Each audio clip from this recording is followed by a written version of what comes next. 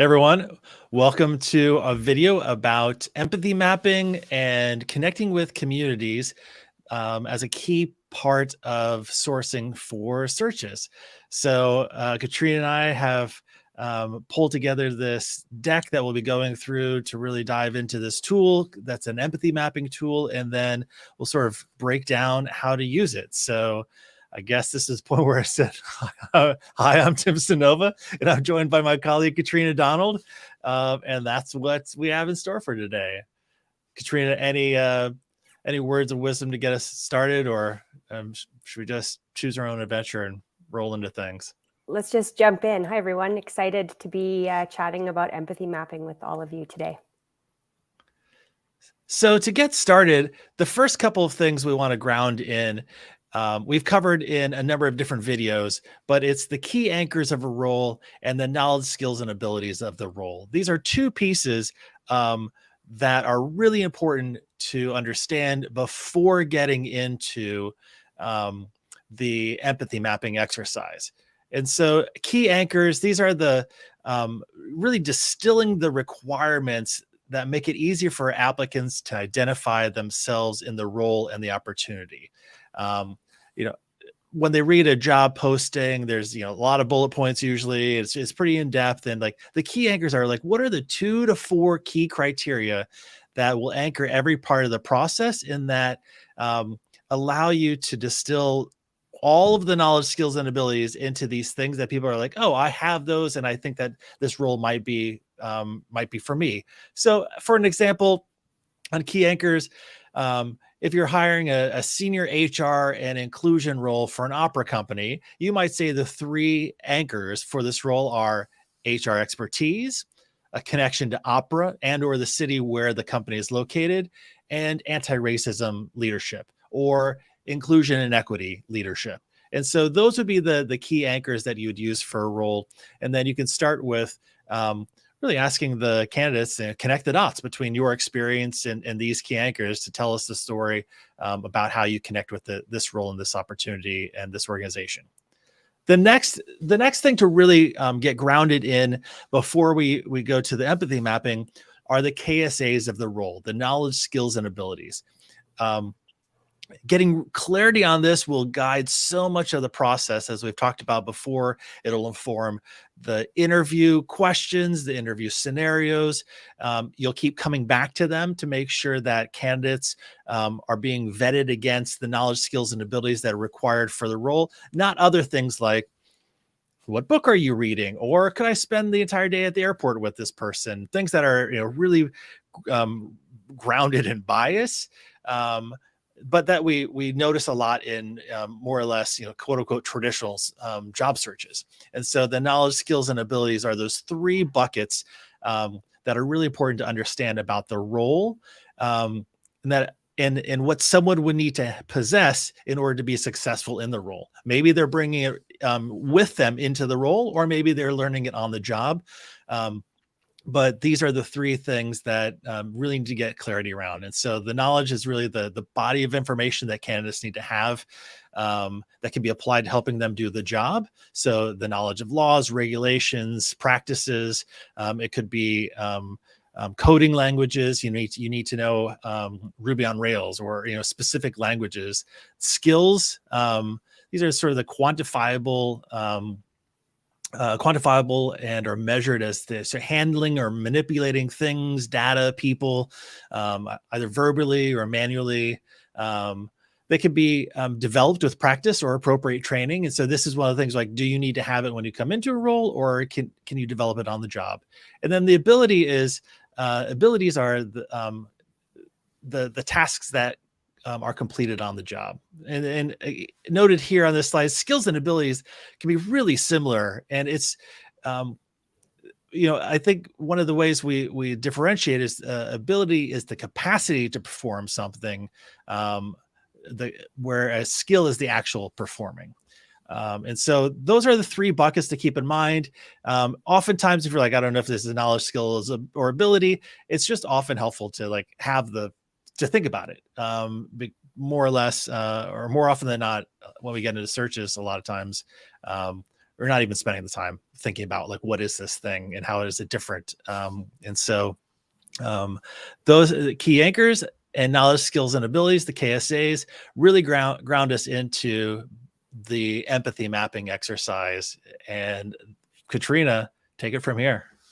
Yeah, so thanks for the little refresh on the KSAs and the key anchors, Tim. I think having those in mind as we go into the empathy mapping exercise is super useful because they help us to keep the role in mind as opposed to sort of get super excited about what way one candidate might talk about those knowledge, skills, and abilities, or the way they're interpreting those anchors over other candidates.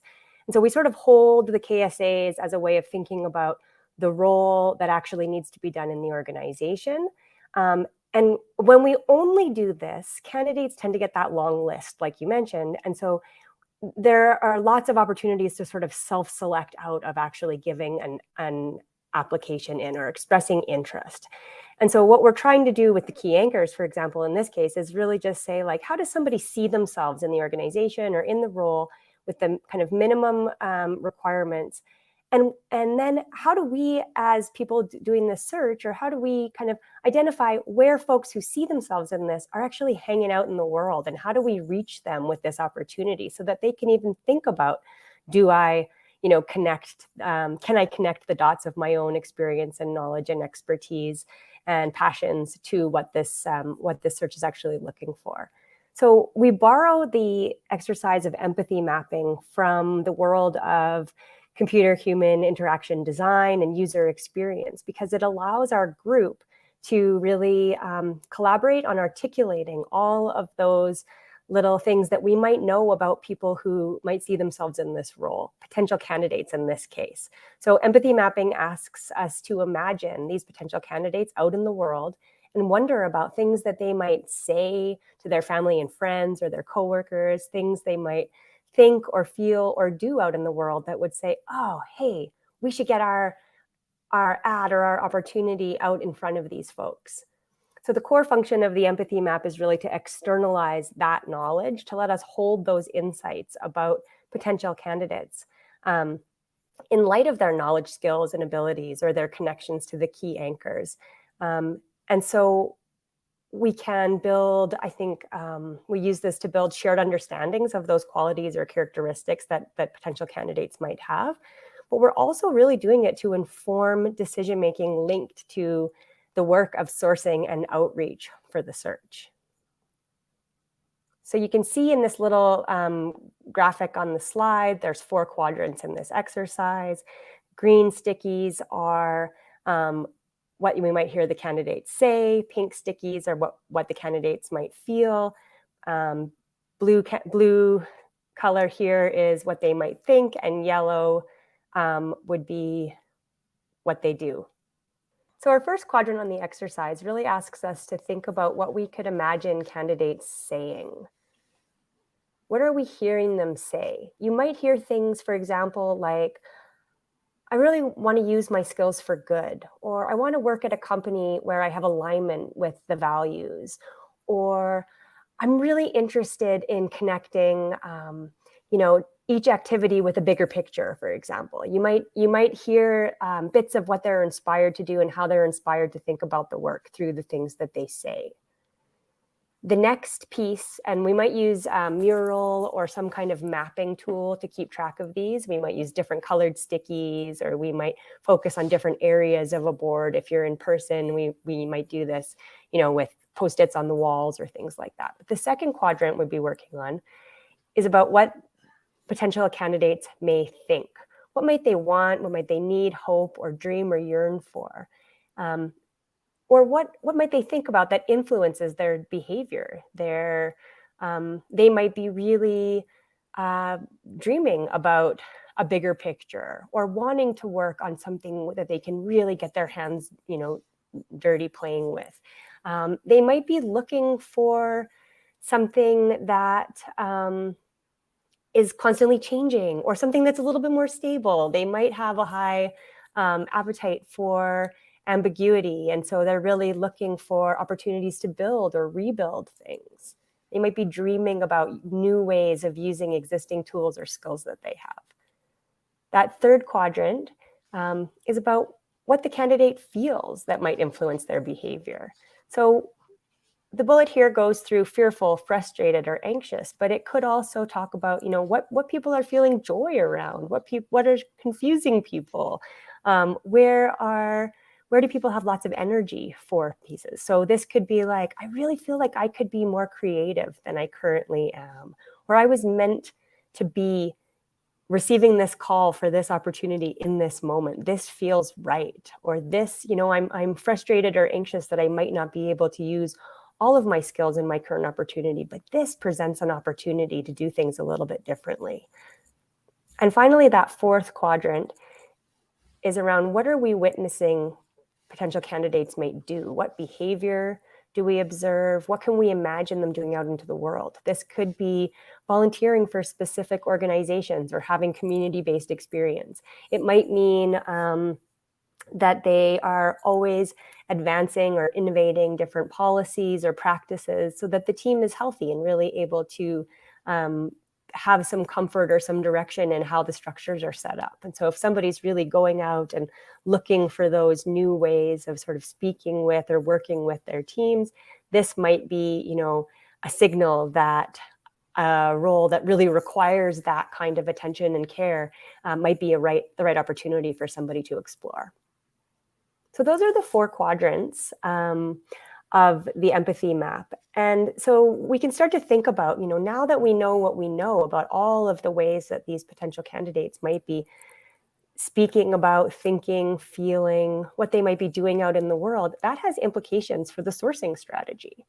It can help us to really figure out where the opportunity should be posted, whether it's social media or on job boards or paid postings, could help us to think about who could help us to spread the word, could help us to think about maybe some specific language or ways of interacting with content that might be really useful. And so we kind of we use the empathy map as sort of a grounding tool to help us to say, if we're trying to reach folks who think and feel and do these things, then this is where we need to have presence with this role so that we're catching their attention.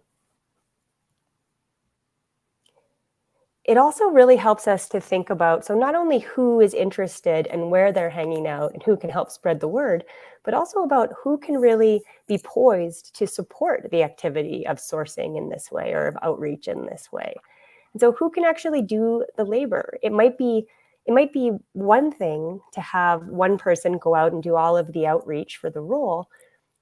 But actually, if we're thinking about this in a value-centered way and we're really aiming for relational principles in this work, then it may very well be that there is a person in your organization or on the search committee who has a connection in that space or that network. And so an invitation to them might be more welcome, or it may make more sense for them to make a connection or a link. And so really thinking about who's in the sphere of my network, who exists in other people's networks, where do we need those connections to happen, and who can actually do the job of reaching out is another real way that the empathy mapping can support us.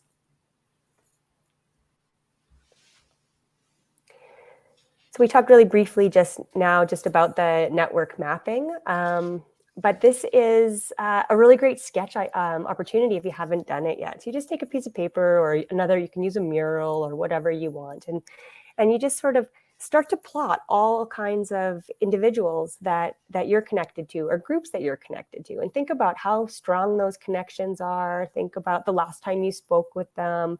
Think about people and groups that you know from kind of all walks of your life. This could be previous jobs or current jobs. It could be family members or friends. It could be people you went to school or played sports with, or that you volunteered with, or that you know from different religious activities or affiliations. But you're really just looking at not just the one, we're looking for people to do this role. And so there's one channel. The truth is we can find candidates across all of the different channels and the ways we interact in the world. And so really kind of getting a sense of who's out there in our scope And spheres really helps to think about who's missing from that space and where some strengths on your network may support others, and where the strengths or the connections in others' networks may also support the work that you're doing. So really trying to get a real broad picture, a bigger picture of the network that can help to connect the right candidates to this opportunity. When we're thinking about the who of the network, the next kind of logical step here is thinking about how to reach them. And so we tend to think about, I think the sourcing video outlines all of the different ways that we're thinking about what sourcing and outreach actually entails. There's these 7 buckets here on this slide that are really helpful to think about. So where are people convening? Are there events? Are there talks? Are there social media groups there that people are using to naturally connect? Are there opportunities to practice talking about the work, or the opportunity in social settings that you might be going into? Are there traditional postings that are really kind of uniquely at intersections that this position would be really, would really benefit from having a posting? These could be paid position postings, but they could be job boards or other things like that. Are there volunteer organizations where people with shared values may be doing some volunteer work or applying some skills? Are there particular volunteer organizations that are looking for very specific skills that maybe this role really meets? And if so, how do we kind of get this role in front of those kinds of organizations? Are there training or related education kind of spaces that can help to spread the word about the role? Sometimes there are alumni lists or newsletters or things like that. There may be Facebook groups or LinkedIn groups that are dedicated to that particular type of education, or that are organized by particular bodies that offer training. You might think about, what other roles, what other titles might this work have in other organizations and other sectors or other fields that do different work, but that are similar in the knowledge, skills, and abilities. And so, a position could have maybe 6 or 7 different titles in different kinds of organizations. And so if you're doing filters on LinkedIn searches or any of the different ways of kind of looking at titles, you may try a few different ones and see what comes up, see what gets past those filters. I really love this Anything to approach, add here, Tim? Katrina. Yeah, I think there's, I really love the pairing with the empathy map and getting those things like this person might do this thing. And then think through, all right, so where do you find people who do that thing? Where do you find people who might volunteer connected to that thing? Mm-hmm. And we should note that this is really intensive work. You put that up there about like the labor part of it. This is likely not for every search that people are doing in organizations. This is maybe for really hard to find or hard to fill, I would say, roles, maybe more senior level, quote unquote senior level in the organization, because there's a lot of work that goes into sourcing. But if you've ever said in an organization, where do you post for people? Because I can't find, this probably is something where you should take some time, because where do you post is so far downstream from all these questions that you really benefit from spending time really getting clear. Who are potential people who have these things that we say we need, and then how do we build an entire process that connects with them? And so going through these different lenses, pairing with the empathy map, being grounded in the KSAs and anchors, I find like it takes the search to another level. And what's really fun about this is it also provides an opportunity to connect or reconnect with people that you know already. I mean, how many times have we received like an email, sort of this mass email? If anyone knows, for a director of development, here's this role I'm hiring for, which usually goes to like, okay, quickly breeze through. I didn't really give a lot of thought to that. And then it sort of goes into, another fold, a spam folder or something like that. But if we approach this as, I mean, we're coming into sort of year 3 of a global pandemic.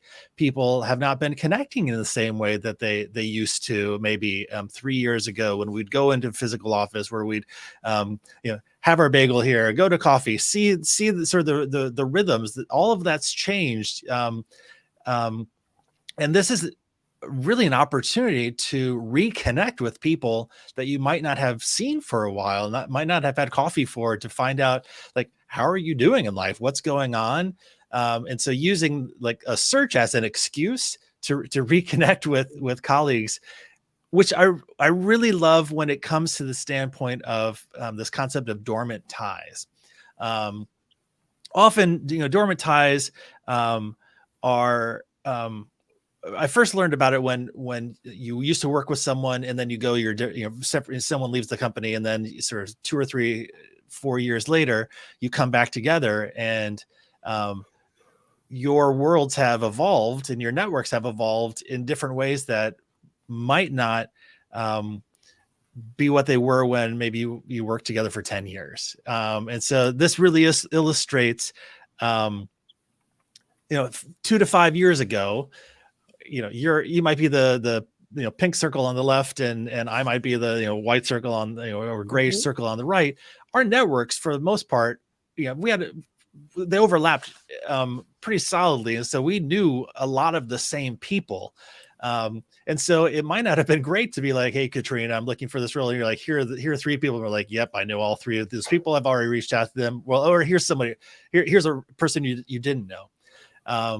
But now, over the 2 to 5 years, or think about like the 3 years that we've been in a global pandemic, people's lives and work and connection to like communities have changed and shifted. And now, like today, the Venn diagram on the right, if people have left roles or moved to different cities or whatever it might be, like, it's not that you haven't been making connections, you've been making different connections. And so now our networks are like pretty different. We still know this one person that maybe we stay in contact with from our old job.